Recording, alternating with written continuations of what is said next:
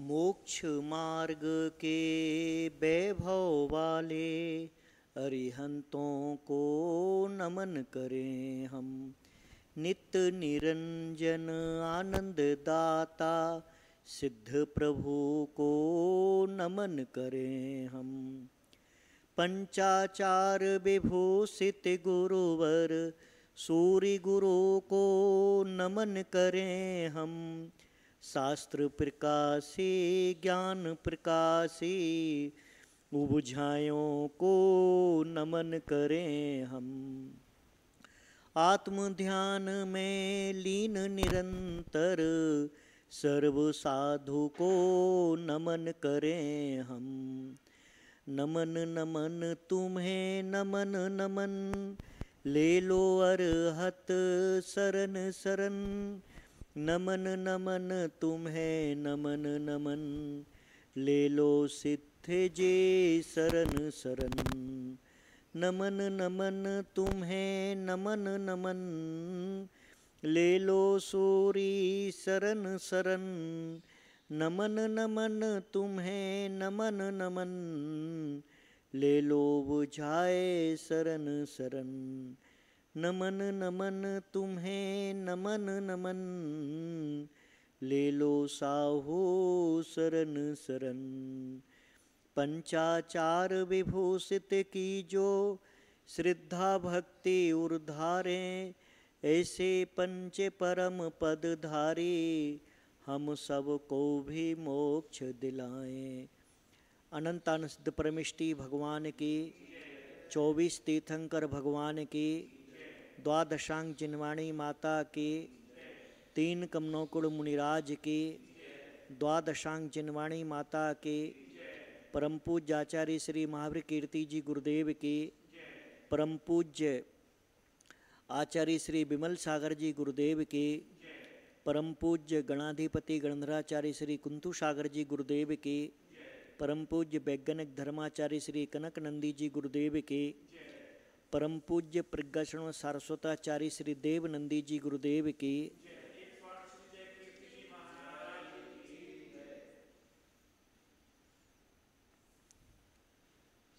संसार में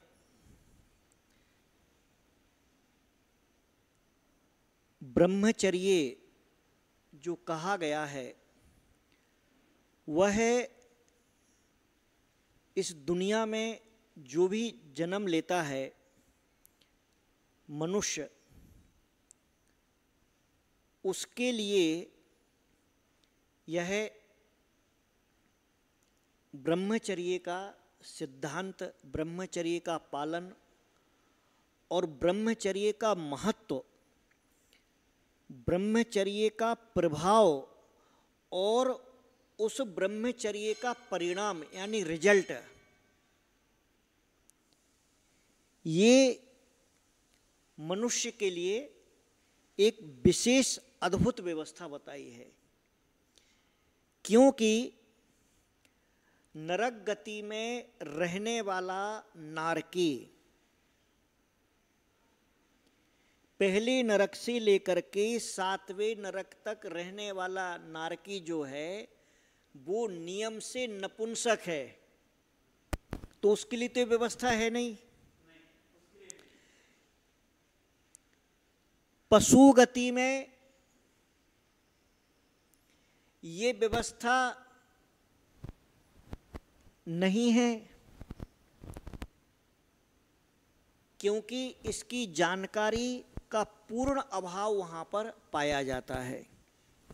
सिर्फ एक इंद्रिय से लेकर के 4 इंद्रिय जीव तक जो हैं वे नियम से नपुंसक ही होते हैं। वहां ब्रह्मचर्य का कोई रोल ही नहीं है, नरक गति में ब्रह्मचर्य का कोई रोल नहीं है। अच्छा, भोग भूमि में नियम से उस भूमि का नाम है भोग भूमि, इसलिए वहां पर ब्रह्मचर्य का कोई रोल नहीं है, क्योंकि उसका नाम ही भोग भूमि है और पति पत्नी ही होते, 2 ही होते हैं, तो उनका संसार ही उससे आगे बढ़ता है, वहां भी रोल नहीं है। अब देवगति में देवगति में सिर्फ दो ही होते, एक देव और एक देवी, उनका वही परिवार कहलाता है। तो वहां भी ब्रह्मचर्य का कोई रोल नहीं है। अब बचा जो केवल एक ही है, वो है मनुष्य। ये मनुष्यों के लिए ब्रह्मचर्य का सिद्धांत, इसे शील भी कहते, शील व्रत, इसे ब्रह्मचर्य भी कहा गया है। इसे त्यागों में महात्याग कहा गया है। हमारे यहां कहा गया है तिल्लोय पूज्यम हवे बंभम, तिलोय पूज्यम हवे बंभम, तीनों लोकों में जो पूज्य है, हवे यानी होता है क्या, बंभम यानी ब्रह्मचर्य। इस ब्रह्मचर्य का इतना बड़ा महत्व है। यह ब्रह्मचर्य जब आयुर्वेद की दृष्टि से देखा जाए, जो मेडिकल साइंस है, मेडिकल साइंस की एलोपैथी की टेक्निक तो नई नई रोज ईजाद होती हैं, परंतु आयुर्वेद शास्त्र जो है, जो प्राकृतिक चिकित्सा शास्त्र है, वह हमारी सभ्यता और परंपरा से, हमारी संस्कृति में हमेशा से हमारी जीवन पद्धति का अंग रहा है। उस आयुर्वेद शास्त्र में कहा गया है रसाद रक्तम ततो मांसम मेदा प्रजायते, मेधोस्थि ततो मज्जा, मज्जा शुक्रस ततो प्रजा। सप्त धातु का जो वर्णन है वह पूर्णतः सिर्फ और सिर्फ सही तरीके से स्टेप बाय स्टेप क्रम से आयुर्वेद शास्त्र ही बताता है। और उसमें जो 7 धातुएं होती हैं वो बनती कैसे हैं, तो बोलते रसाद रक्तम, रस यानी जो भोजन ग्रहण किया जाता है, उस भोजन से हमारा शरीर अपने सिस्टम के द्वारा, आमाशय, पक्वाशय, लीवर, किडनी, हार्ट, जो जो सिस्टम हमारे अंदर है, उनके माध्यम से उस ग्रहण किए हुए भोजन में से जो हमारे शरीर के योग जो जो वस्तु पदार्थ, विटामिन्स, प्रोटीन, कार्बोहाइड्रेट, फाइबर, जो जो वस्तुएं हमारे शरीर को लगती हैं, वे सारी की सारी चीजें रस के रूप में यह शरीर का सिस्टम अलग कर लेता है, उसके वेस्टेज मटेरियल को अलग कर देता है। दुनिया की सबसे शानदार, अद्भुत, अलौकिक, प्राकृतिक मशीन हमारे शरीर के अंदर विद्यमान है। चक्की दांतों से शुरू होती है, प्रक्रिया यहां से शुरुआत होती है। कुछ काम फिर जिह्वा करती है, फिर जिह्वा के माध्यम से लार से होते हुए कंठ कुछ काम कर देता है। सबके अपने अपने सिस्टम और फिल्टर बने हुए हैं। फिर पाइपलाइन से अंदर जाकर के पूरा वह रसाद रक्तम, फिर वह जो रस हमने ग्रहण किया है, उस रस का सारभूत जो तत्व है वो है रक्त। और वो जो रक्त बना, ये रक्त पूरे शरीर में हर जगह व्याप्त है, सर्वव्यापी है। अब वो जो रक्त बना, उस रक्त के माध्यम से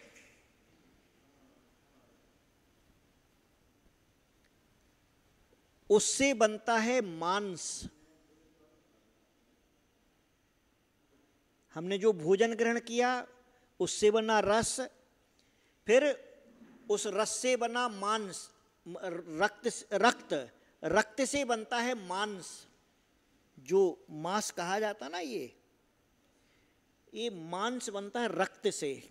रसाद रक्तम ततो मांसम, मांसम मेदा प्रजायते, मांस से बनती है मेदा, लिक्विड मटेरियल। मेदा जो होती है शायद उसे चर्बी कहते हैं, मेदा। वह मेदा जो होती है वह मांस और हड्डियों के अंतर्गत उसको बैलेंस करती है, उसको मजबूत करती है। और वह मेदा जो होती है, मेदोस्थी, मेदा से बनती है अस्थि। मेदा से क्या बनती है? अस्थि, यानी हड्डी। जो हमारे शरीर में हड्डियां हैं वो कोई ऐसे ही नहीं बन जाती, कहीं बाहर से लाके चिपका दी हैं या बाहर से लगा के बना करके बना दिया, ऐसा नहीं है। मेदोस्थी, मेदा से हड्डी बनती है। रसाद रक्तम ततो मांसम, मांसम मेदा प्रजायते, मेदोस्थी ततो मज्जा।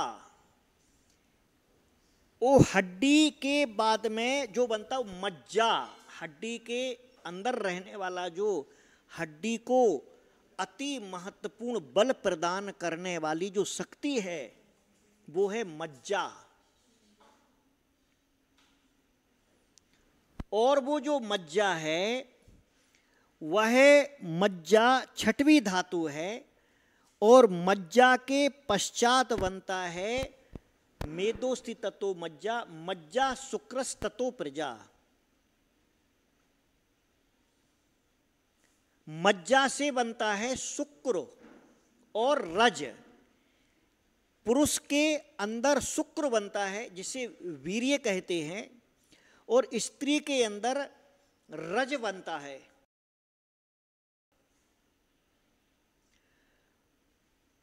और उसके पश्चात ये सातवीं धातु अंतिम धातु है, और कहते हैं उसके मिलने से फिर प्रजा, प्रजा यानी संतान की प्राप्ति होती है, संतान उत्पन्न होती है। ऐसा अद्भुत क्रम पढ़ने और पढ़ाने के लिए लोग 10-10 साल तक किताबें पढ़ते हैं, जो एक श्लोक में हमारे यहाँ पर पहले कह दिया गया है। मेडिकल साइंस में क्या पढ़ाना है?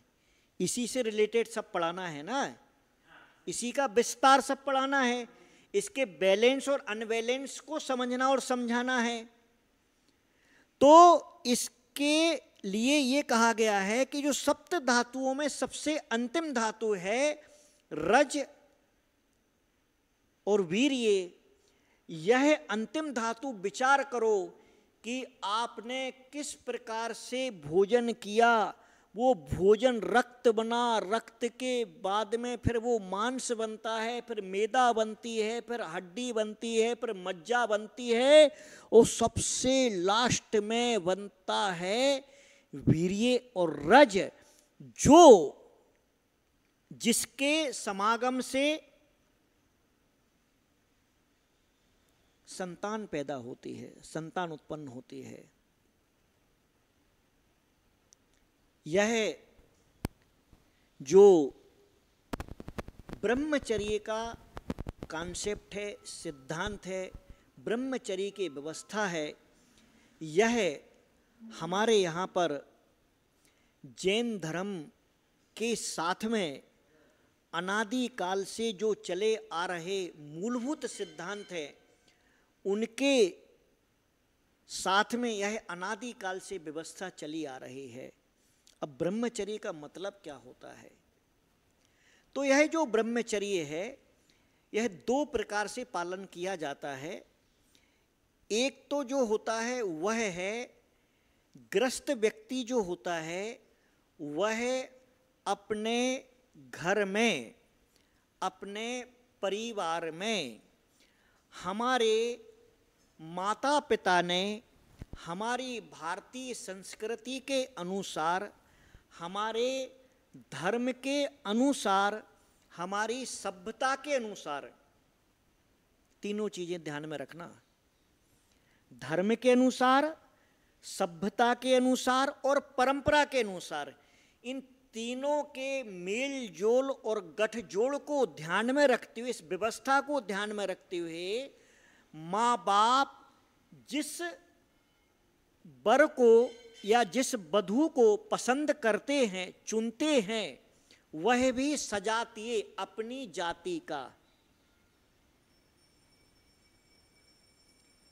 इस सजातीय जो शब्द है ना, इस पर अभी 10-20 साल 50 साल लगेंगे वैज्ञानिकों को शोध करने के लिए, जिनको नोबेल अवार्ड मिलेगा, फिर हम नाचेंगे कूदेंगे, फिर पता चलेगा कि तो अनादिकाल से हमारे यहाँ व्यवस्था है। ये व्यवस्था इसलिए है सजातीय वैवाहिक व्यवस्था कि इससे आरोग्य से परिपूर्ण, संस्कारों से सहित और धार्मिक संतान पैदा हो। और जो लोग इसको नहीं मानते हैं या जो लोग इसका मखौल उड़ाते हैं, जिसको सिर्फ हंसी मजाक समझते हैं, वे मूर्खों के महामूर्ख, अज्ञानियों के घोर अज्ञानी, धर्म के विनाशक घोर पाप करने वाले लोग हैं। संस्कृति, सभ्यता और धर्म का विनाश करने वाले लोग हैं वे, जो इन बातों को स्वीकार नहीं करते। कोई बात नहीं, चलता है, जमाना बदल गया है, ये तो पुरानी बातें थी, ये तो बाप दादाओं के समय था, ये तो पहले ऐसी व्यवस्था थी, इसलिए समाज में जाति में करते थे। अब तो देखो कहाँ से कहाँ जमाना पहुँच गया है।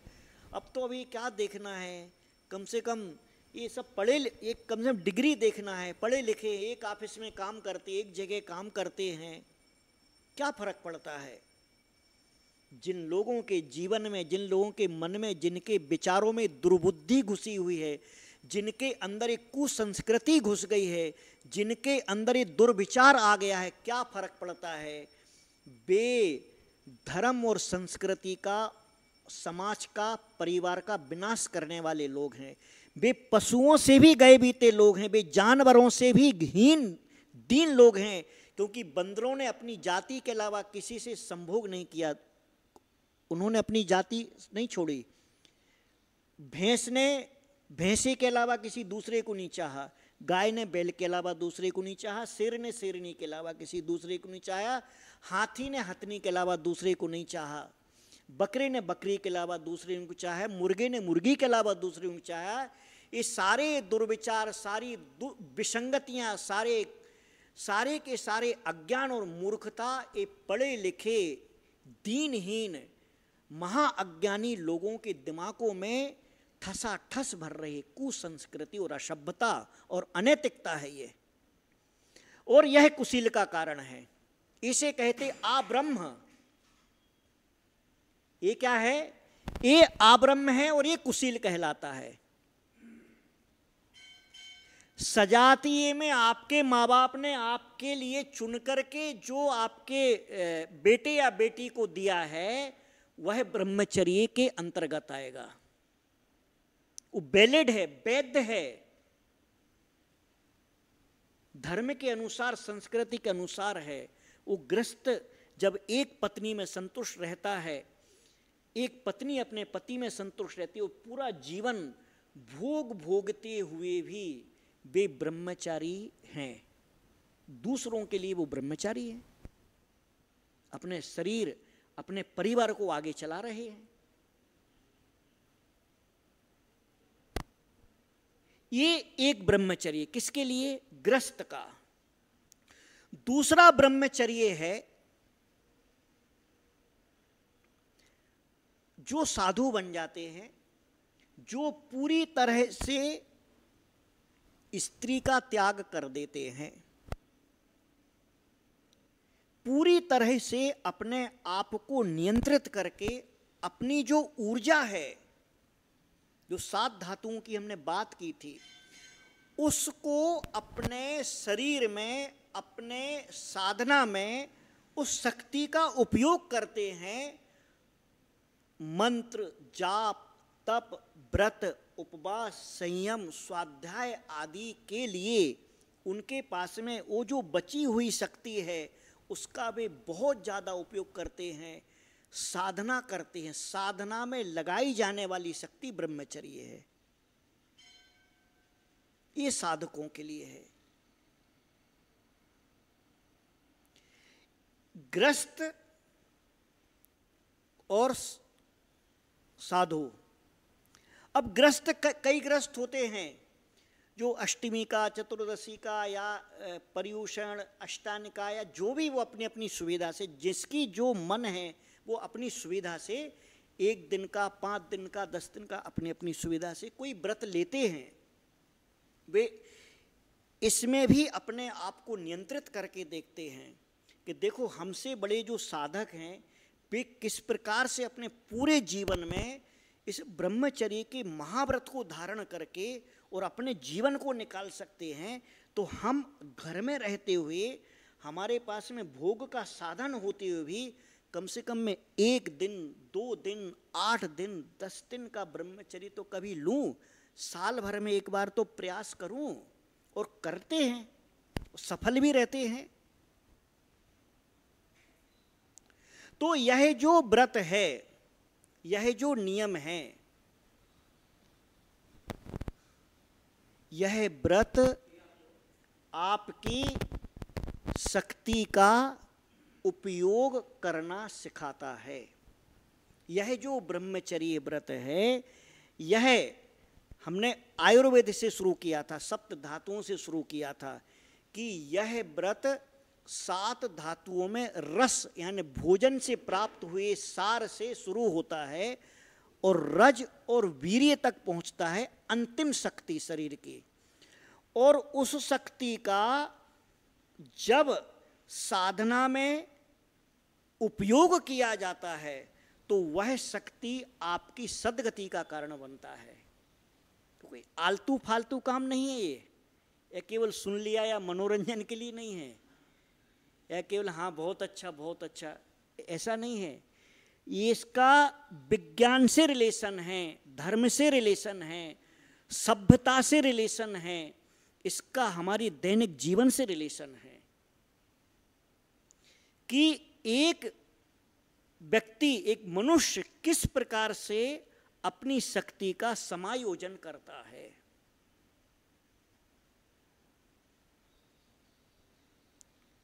तो यहां पर उसे जो शास्त्रीय नाम है, जो शास्त्रों में है, उसे अनुव्रत कहा जाता है और महाव्रत कहा जाता है।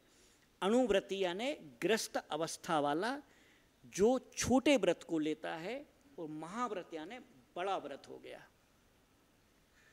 और हमारे यहाँ पर शील से संबंधित, जिन्होंने शील का पालन किया है, ऐसे ग्रस्तों की कई कथाएं हमारे शास्त्रों में उपलब्ध होती हैं, जिनमें हमने पहले सुना होगा सेठ सुदर्शन।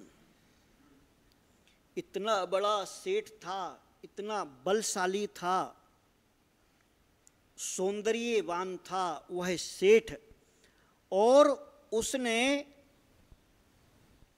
जब एक रानी ने अपनी कुटिल नौकरानी दासी के द्वारा उसे अपने महल में बुलवाती है, अपनी वासना को तृप्त करने के लिए, अपनी वासना को पूरा करने के लिए। वह बड़ी चतुर थी दासी। वह एक व्रत के बहाने उस सुदर्शन सेठ के लिए, सुदर्शन सेठ जो था वो शमशान घाट में हर चतुर्दशी को खड़े होकर के तपस्या करता था, ध्यान करता था। ये बात उस दासी को पता थी। तो उसने इस प्रकार से षड्यंत्र रचा कि 7 दिनों में वह सुदर्शन सेठ को साक्षात शमशान घाट से उठा करके लाई और रानी के बेडरूम में, जिसे अंतःपुर कहा जाता है, वहां पहुंचा देती है। एक कथा हम क्या करते हैं कि इन कथाओं को हम सुन करके और थोड़ा सा मनोरंजन टाइप का करके और छोड़ देते हैं। हम कभी इसको सुनने के बाद में कहीं वहाँ स्टॉप नहीं होते कि अगर ऐसा हुआ है तो यहाँ क्या हुआ होगा। यहाँ सुनने और समझने वाली बात है कि रानी का अंतःपुर, रानी का बेडरूम कैसा होगा, विचार करो, कल्पना करो, वहां किस बात की कमी होगी। रानी कैसी सुंदर होगी, राजा की पत्नी, सब कुछ एक हाई लेवल का, सारी अरेंजमेंट जो थी वो एकदम हाई लेवल की। इसके बाद में सेठ लाया जाता है, बिस्तर पर उसको डाल दिया जाता है। रानी जो हाव भाव कर सकती थी, जैसा उसको लुभा सकती थी, रानी ने पूरे प्रयास किए कि सेठ मेरा हो जाए, सेठ मेरी वासना को पूरा कर दे, परंतु सेठ नहीं डिगा।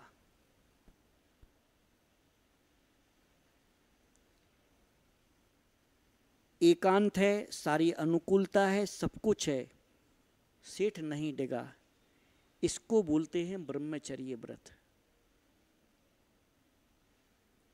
व्यक्ति तो मौके की तलाश में रहता है, मार्केट में जाएगा तो मौके की तलाश में रहता है, कहाँ नजर कहाँ घूमेगी पता ही नहीं चलता है। मेले में जाएगा, कहाँ नजर घूम जाएगी पता नहीं चलता है। और ध्यान रखने का कि आब्रह्म जो होता है, कुशील जिसे कहते हैं, आब्रह्मचरी जिसे कहते हैं, दुराचार जिसे कहते हैं, वह सिर्फ दो शरीर मिल गए, सिर्फ उतने ही समागम हो गया, सिर्फ उतना ही कहलाता, ऐसा नहीं है। ये जो आंखों की टकाटकी होती ना, इधर इधर की उधर, सेकंडों में घूम लेती आंखें, इससे भी आब्रह्म का आकर्षण होता है, इससे भी कुशील होता, आंखों से भी होता है।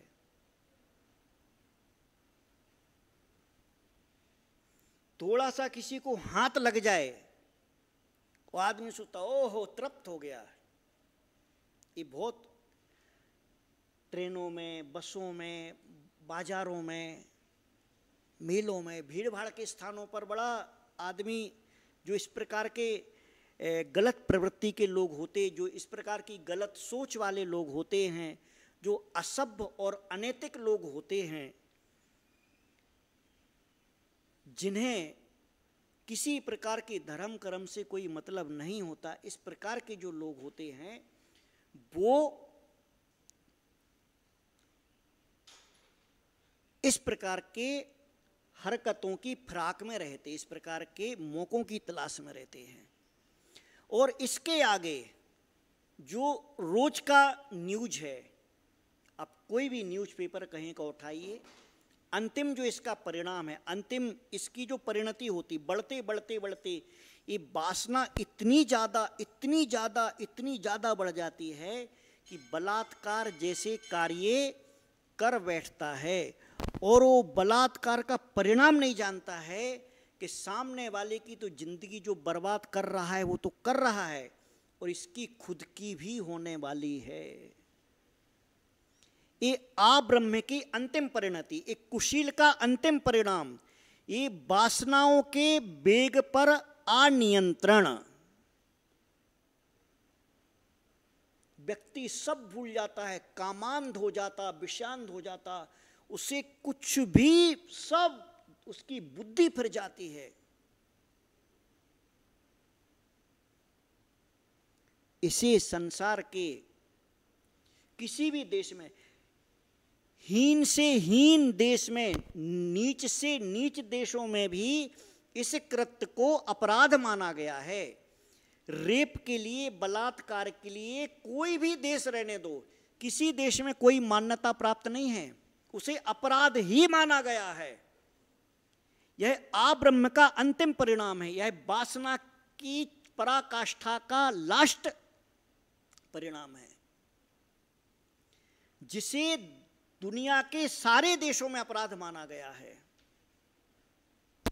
और संसार का कोई भी देश हो जहां पर कोई ब्रह्मचर्य का पालन करने वाला किसी भी जाति समाज का कोई भी संप्रदाय का व्यक्ति रहने दो, उसे पूज्यता की दृष्टि से ही देखा जाता है, उसे अच्छा ही माना जाता है।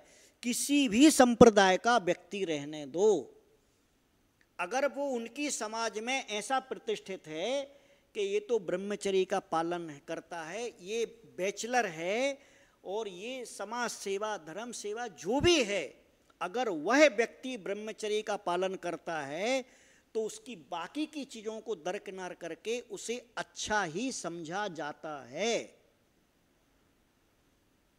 ये ब्रह्मचर्य का महत्व है, ये ब्रह्मचर्य का प्रभाव है।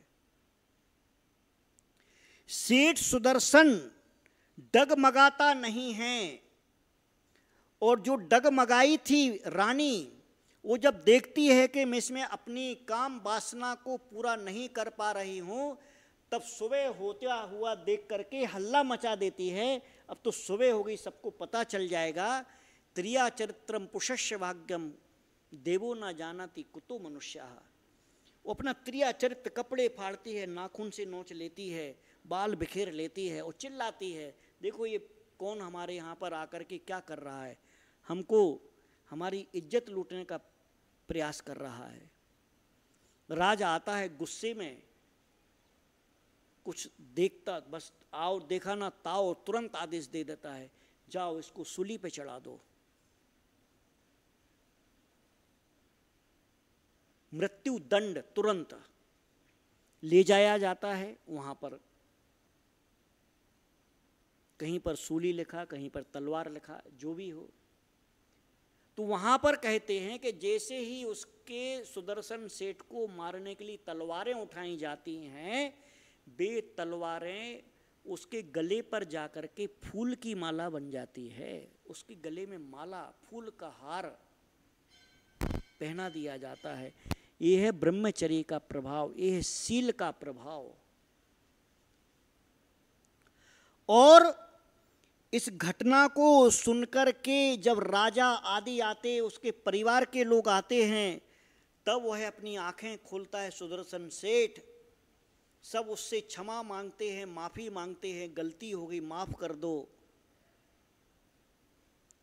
तब सुदर्शन सेठ कहता है कि बस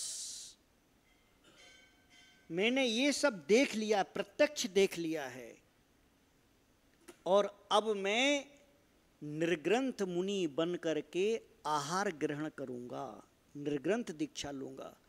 और निर्ग्रंथ दीक्षा ले लेता है। कथा बहुत बड़ी है, ये तो सिर्फ प्रसंगवश यहाँ पर आपको बताया है कि ग्रस्त अवस्था में भी जो सील का पालन करने वाले हैं, वे आज भी इस पृथ्वी पर ऐसे व्यक्ति मौजूद हैं। कई बार क्या होता है, जैसे अभी आपको मालूम है कि उत्तम ब्रह्मचर्य का दिन है, या ब्रह्मचर्य क्या होता है। विदेशों में मान लीजिए कहीं ये मालूम नहीं है कि ब्रह्मचर्य क्या, वो उसको बैचलर बोले, आई एम बैचलर, बैचलर है ना, बोले शादी नहीं करी।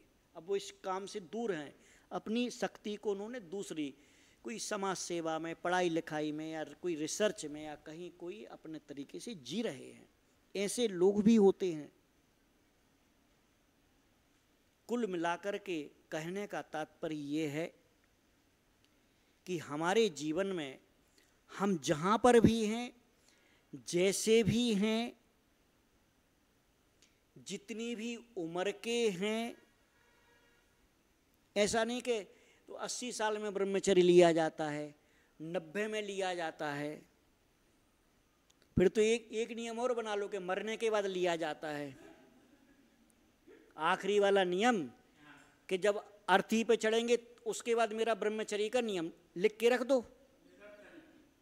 या शमशान घाट में जब, उस समय भी नहीं, अगर जग गए तो बोले शमशान घाट में जब हमको जलाने लगो ना, उस समय से मेरा ब्रह्मचर्य का नियम।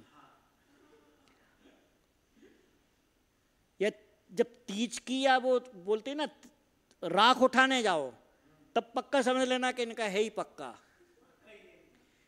इसका मतलब ये होता है जीते जी आप जहां भी हैं, जैसे भी हैं, अपनी शक्ति के अनुसार बिना भावनाओं में बहे हुए। ध्यान रखने का, जीवन में कोई भी नियम कभी भी देखा देखी और भावनाओं में बह करके नहीं लेना चाहिए। सोच समझ करके, पूरा प्रैक्टिकली विचार करके, अपनी शक्ति को परख करके नियम लेना चाहिए। और आपको अगर मालूम है कि मैं कर सकता हूं, नहीं कर रहे, तो वो अपने साथ, खुद के साथ दगाबाजी है। नहीं कर रहे तो दगाबाजी। ले सकते और कर सकते हैं, और करना ही नहीं है, उसके लिए कोई नहीं करवा सकता। इसलिए जीवन में ध्यान रखें, इस पूरे जीवन में ध्यान रखें कि आप जहां पर भी हैं, जैसे भी हैं, जिस भी अवस्था में हैं, जितनी भी उम्र के हैं, अपने जीवन में इसका कहीं ना कहीं एक छोटा सा संस्कार होना चाहिए। ये प्रेजेंट लाइफ के लिए और फ्यूचर के लिए, ये आपके भविष्य में भी काम में आने वाली एक विधि है, एक सिस्टम है। आप अपने इस जीवन को भी संवारें,